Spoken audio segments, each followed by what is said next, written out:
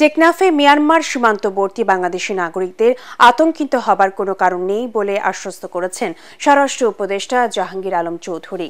দুপুরে সীমান্ত এলাকা ঘুরে টেকনাফের দমদমিয়ার নাফ নদে বাংলাদেশে অভ্যন্তরীণ পরিবহন জেটি ঘাটে সাংবাদিকদের প্রশ্নের জবাবে তিনি একথা বলেন। একই সাথে জানান, স্বার্থ সংশ্লিষ্ট বিষয়ে মিয়ানমার সরকার ও আরাকান আর্মির সঙ্গে যোগাযোগ রক্ষা করা হচ্ছে।